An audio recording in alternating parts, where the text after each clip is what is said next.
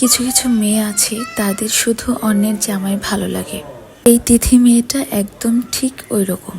অনেক কিছু ডিটেলস দেখার পর জানা গেল 2021 সালে অন্য আরেকজনের সাজানো সংসার 2 বাচ্চার বাপ এক লোককে বিয়ে করে। সেই বিয়েও বেশি দিন টিকেনি। তিথি মেয়েটি নিজেই ওই লোককে ছেড়ে দিয়েছিল। ওই লোকের সাথে থাকাকালীন অবস্থায় এই আলভির সাথে রিলেশন শুরু করে। এই বিষয়টা ইকরা আপু জানতে পেরেছিল। আপু তার ফ্রেন্ড সার্কেল অনেকের সাথে বিষয়গুলো শেয়ার করেছিল টুকটাক, এবং আপু এমনও বলেছে যে একটা মানুষ কতটা নিচে নামতে পারে এটা আমি দেখব। ঠিক এই টাইপের মেয়েদের কাছে বিয়ে মানে হচ্ছে জামা চেঞ্জ করার মতো একটা বিষয়। ভালো লাগলো না, নতুন আরেকটা পরে নিলাম। আমি বুঝি না এসব মেয়েরা কিভাবে পারে এত সুন্দর সাজানো গোছানো সংসার দেখেও এই সংসারের মধ্যে ঢুকতে পারে।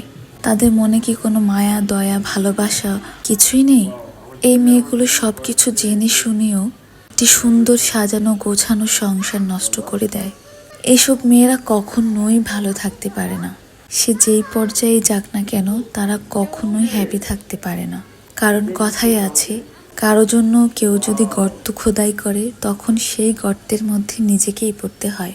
দেখুন ভিডিওর মধ্যে কত সুন্দর করে মা ছেলে মিলে একসাথে বাবার জন্মদিন পালন করছে।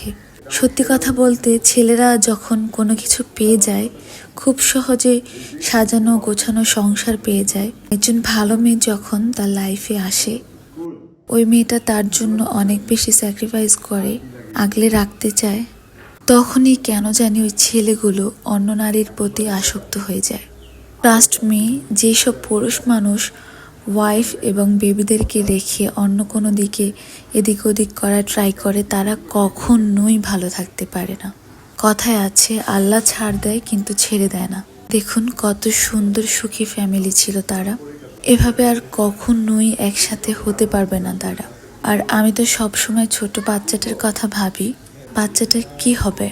যতই আত্মীয় স্বজন সবাই থাকুক না কেন, বাচ্চাটা অলওয়েজ তার মাকে মিস করবে, এবং মায়ের অপূর্ণতা সে কোনো কিছু দিয়েই পূর্ণ করা যাবে না। সব কিছুর পর আমি একটা কথাই বলতে চাই এবং বলবো, আপুটা যতই ভালোবাসুক কিন্তু দিন শেষে সে বাচ্চাটার কথা ভাবতে পারতো।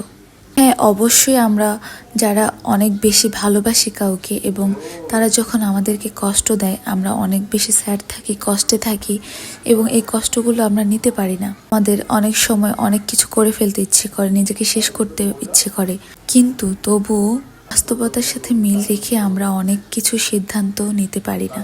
একটা মানুষ আমাকে ঠকিয়েছে ভালো কথা, বাট তার জন্য মরে যাব এটা আমার কখনোই ভালো লাগে না, এবং আমি এটা কখনোই করতাম না।